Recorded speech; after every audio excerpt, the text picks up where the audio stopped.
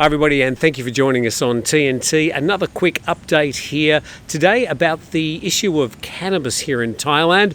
I'm not sure after reading through all the material whether this clarifies much, but it certainly a lot of extra detail to what we knew, say, last week. Now, for those people who have an interest in this substance, herb, drug, whichever way you want to classify it, this may be of interest, but certainly an ongoing story that just keeps on dragging on. Bottom line is there has just been a reversal in what was happening, say, 3 or 4 months ago. The status quo is being altered. Precisely how it's being altered, well, let's see if we can find out. And we start right here with the BangkokPost.com medical clinics to replace cannabis dispensaries. So maybe as that photo suggests, we might see the word medical added to a lot of the signs for cannabis shops around Thailand. Let's go on with the story. Cannabis dispensaries must transition into medical clinics if they're to continue to run legally. This is according to the Department of Thai Traditional and Alternative Medicine. So this organisation, certainly from the pro-cannabis camp, but not recreational cannabis. They're working to develop a new ministerial regulation to regulate the use of the plant for medical purposes as the government moves to tighten cannabis rules. And they say this would include having a medical professional stationed at the shop who has a licence to sell cannabis.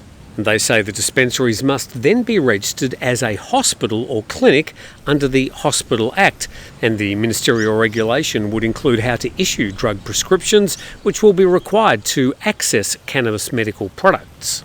And their departments issued 18,000 licences, I find that astonishing, to cannabis shops nationwide, but only a few operate as a hospital or a clinic.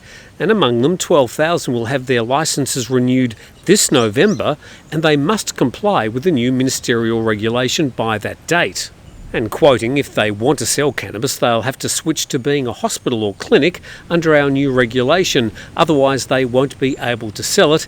And we hope that the new regulation will be implemented within the next 3 months before the period of licence renewals in November. And observers see this as bringing an end to cannabis dispensaries that issue the plant for recreational purposes. And the department has a plan to control cannabis medical product prices. And they've trained over 9,000 doctors who would be authorised to issue prescriptions. So this really paints a quite different framework from what we've seen emerge over the past 3 years. We go to Nation Thailand for their thoughts. NationThailand.com, let's see if they've got any extra information. Their headline, thousands of Thai cannabis shops face closure under new regulations, and up to 12,000 existing cannabis flower retailers may be forced to shut down as new rules will require specific medical professionals to be on site, limiting sales to prescription only. And just trying to find some additional information, this from Dr. Somruk. He's the Director General of the DTAM. He announced on the 30th of June that a new departmental notification regarding cannabis flower prescriptions is imminent. Once published in the Royal Gazette, this notification will introduce a stricter prescription form. So a lot of these new regulations being rolled out by different departments at different times, which is just sort of adding confusion as they layer new regulations over old. More about these prescription forms going to have to be signed off by a certifying professional. They could be from general medicine, like a GP, Thai traditional medicine, applied Thai traditional medicine, dentistry, pharmacy, Chinese traditional medicine practitioners, or folk doctors. For a moment there, I thought it said folk dancers. And their licence number must be recorded with every prescription.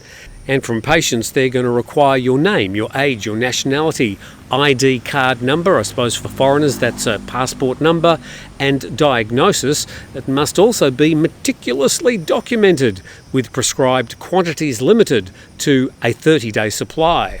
So what sort of conditions? Well, they're talking about epilepsy, nausea, vomiting from cancer treatment, neuropathic pain, and muscle spasticity. And for Thai traditional medicine guidelines, they cover 8 symptoms, and that includes nausea, vomiting, headaches, appetite loss, and cancer-related pain. Certainly getting down to some of the nitty-gritty and additional details people have been asking about with these new regulations, suggesting that you can't just go in there and say, hey, can I have a prescription? And all cannabis flower shops must obtain a proper operating licence, adhering strictly to medical guidelines. Smoking cannabis on site will be prohibited, and sales to the public or patients will only be permitted with a valid prescription from a designated professional. So there seems to be plenty of conjecture about when all this is going to roll out. Already people have contacted me and said they've been asked for prescriptions already when going into cannabis shops. Other people sending me photos and information about shops closing just over the last week. And then there's plenty of commenters who come up with the very popular meme, the genie's already out of the bottle. My thought is, I think I know what you're trying to say, except knowing genies, I've seen plenty of them get back into the bottle. I did watch all those seasons of I Dream of Genie all those years ago. Perhaps a better one would be trying to get the toothpaste back into the toothpaste tube. But I understand what you're saying. People saying that the industry's now got so big that there's no way the government can re-control it. That, I suppose, we're just going to have to see. But the details are now emerging. Exactly when this is going to happen, I can't tell you.